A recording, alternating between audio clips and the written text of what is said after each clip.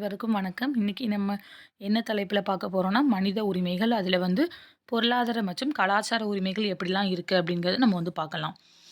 First வந்து மனித உரிமை. மனித உரிமை இத வந்து ஆங்கிலத்தில வந்து ஹியூமன் ரைட்ஸ் அப்படி சொல்லி சொல்லுவாங்க. மனித உரிமை அப்படிங்கிறது வந்து ஒவ்வொரு மனிதனுக்கும் கிடைக்கப்பெற வேண்டிய உரித்தான அடிப்படை உரிமைகளும், சுதந்திரங்களும் ஆகும். மனிதன் என்றாலே அவன் இவைகளால் வாழ முடியாது என கருதப்படும் அடிப்படையான தேவைகள் உள்ளடக்கிய உரிமைகள் இதில் சாரும். இனம், சாதி, நிறம், சமயம், பால், தேசியம், வயது, உடல், உள, வலு ஆகியவற்றிற்கு அப்பால் ஒவ்வொரு தனி மனிதருக்கும் இருக்கும் இந்த அடிப்படை உரிமைகள் மனித சுதந்திரமாக கருதப்படுகின்றன. பொருளாதார சமூக பண்பாட்டு உரிமைகள். பொருளாதார சமூக பண்பாட்டு உரிமைகள் அப்படிங்கிறது வந்து ஒரு அங்கமாக கருதப்படுகிறது. இது ஐக்கிய நாடுகளின் உலக மனித உரிமைகள் சான்றிதழில் இடம்பெற்றிருக்கிறது. சமூக மற்றும் கலாச்சார உரிமைகளுக்கான முக்கியத்துவமான அ வசதிகளை இது கொடுக்கிறது.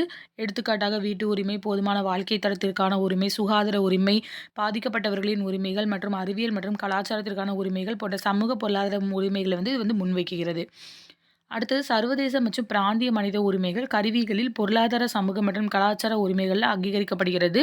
இது ஒரு நாடோடைய பொருளாதாரம் எப்படி இருக்கு, கலாச்சாரம் எப்படி இருக்கு, பாதுகாப்பது எப்படிலாம் பாதுகாக்கணும், சட்டப்பூர்வமா எந்தெந்த கடமைகள்லாம் மேற்கொள்ள வேண்டும், அதுக்கான முற்போக்கு நடவடிக்கைகள் எவையெல்லாம் அப்படிங்கிறத வந்து முக்கிய தீர்மானமாக கொண்டுள்ளது.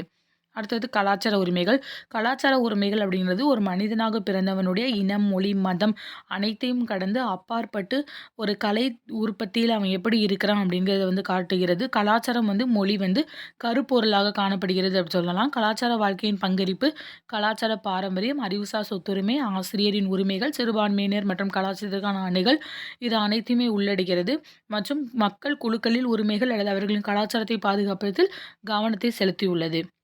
அப்புறம் பொருளாதார மற்றும் சமூக மற்றும் கலாச்சார உரிமைகள பட்டியல் அப்படி சொல்லும்போது, வேலை செய்யும் உரிமை, வேலைவாய்ப்பை தேர்ந்தெடுக்கிற உரிமை, சொத்து உரிமை, போதுமான வாழ்க்கை தரத்திற்கான உரிமை, கல்வி பெறுவதற்கான உரிமை, ஒரு குடும்பத்தை கண்டுபிடிக்கும் உரிமை, குடும்பத்தின் மரியாதை மற்றும் பாதுகாப்பிற்கான உரிமை, சமூக பாதுகாப்புக்கான உரிமை, சமூக மற்றும் மருத்துவ உதவிக்கான உரிமை, போதுமான ஊட்டச்சத்துக்கான உரிமை.